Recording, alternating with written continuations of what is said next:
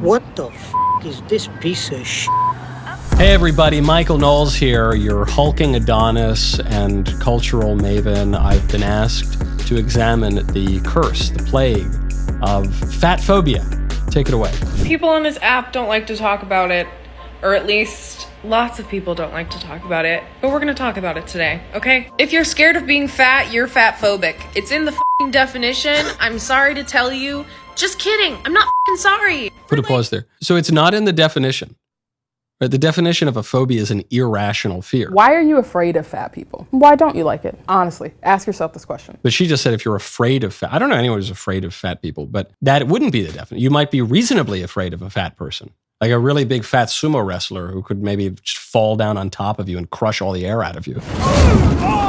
That would be a rational fear that there'd be nothing phobic or irrational about it. Keep going. The first, 20 years of my life, my biggest f***ing fear was gaining weight. I spent so many years of my life freaking out over, gaining weight or not fitting in the same pair of pants or whatever. And anytime I would try and work out to be healthy, it was always because I wanted to lose weight.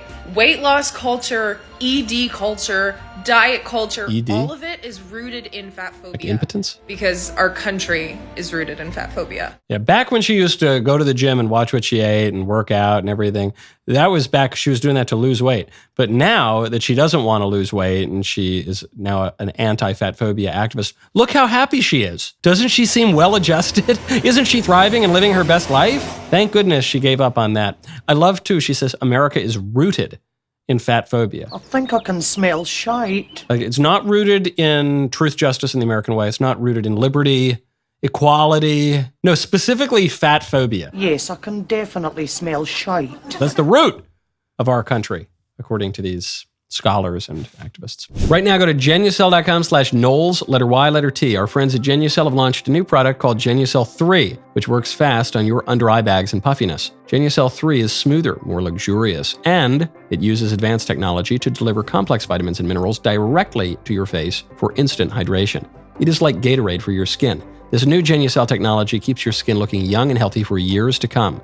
The Genucel Fall Classics package also includes a jawline treatment for a more firm neck and jawline. It also includes Genucel's anti-wrinkle moisturizer and deep firming serum. Get your skin ready for the cold and dry weather. If you don't look and feel your absolute best, you will get your money back, no questions asked. Go to Genucel.com/KnowlesYT, or you can call 800-SKIN, S-K-I-N, 211 for extra discounts on this amazing fall package. Results in 12 hours or less. The immediate effects are included for free. By the way, the founder of this company, great Coptic Christian from Egypt, who left there for the American dream. So head on over to Genucel.com/Knowles, letter Y, letter T, or call 800-SKIN, S-K-I-N, 211. Next one. Should we be worried about his health problems? Now this guy is definitely someone whose BMI scale reads obese. Should we worry about his health? Is he going to have a heart attack? I'm sure if these people lost some weight, they would be much healthier, be much better at the sports they compete in, and have much happier lives. Don't you agree? Fatness is not inherently unhealthy. Also, fat people don't owe you health. Two things, okay? Shut up. So first she points to people who are extremely muscular. And she says, see, these people are large. Just like fat people are large, but they're not large in the same way because muscle and fat are different. Oh my God. I get it. Then she says, look, fat people aren't unhealthy, which is just a non sequitur. She doesn't provide any evidence for that. And then she says, and also fat people don't owe you health. Well, okay, you just gave away the game. It's like when people say, the border wall is cruel and evil and inhumane, and border walls don't work. Well, hold on. If it's cruel and evil and inhumane, it sounds like it probably works. That sounds like they stop the people from coming over and make it harder to. But if it doesn't work, then it has a cruel and evil and inhumane. It's not. You're making two contradictory arguments, or arguments that at least subtly undermine one another, because you know that neither argument on its own really stands up to scrutiny. Keep going. Also, weight stigma against fat people in medicine hurts thin people too. Even in my comments section, there were people telling stories about how they've been neglected for diabetes testing because they weren't fat enough to have diabetes. The first time I was told I was obese was by the Wii Fit when I was 14.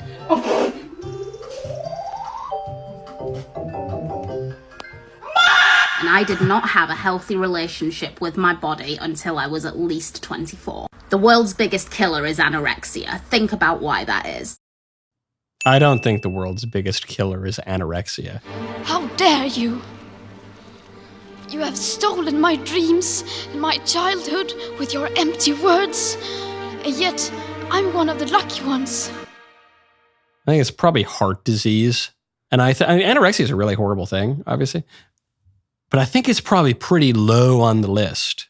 I think it's pretty far way down. So I'm going to think about that. If you do not date fat people because you just happen to view fatness as neutral but not be particularly attracted to it, fine. That's a preference. If you don't date fat people because you think being fat means that they are gross, lazy, live an unhealthy lifestyle, or are embarrassing to be seen with in public, that's fat-phobic. But to insist your preference is for people who aren't lazy, sloppy, and disgusting and unhealthy, meaning that means you prefer skinny people because all fat people are those other things, that's actually bigoted. That's actually deciding that one group is all the same because of how they look. Hope that makes sense. Have a good day. It doesn't quite make sense. I mean, I don't pass these judgments on people when I see them, and there are all sorts of explanations for how people got to be the way that they are.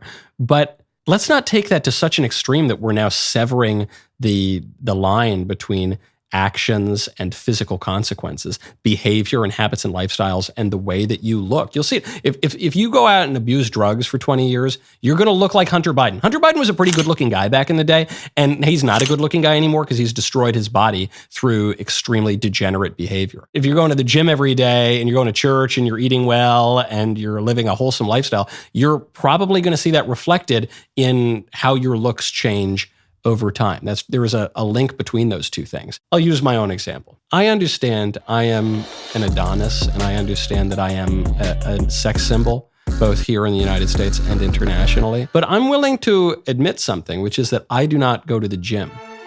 It's just not something I do. I don't think it really matters, and some of us just wake up like this. But if I went to the gym, I would have bigger muscles. And you would see those bigger muscles.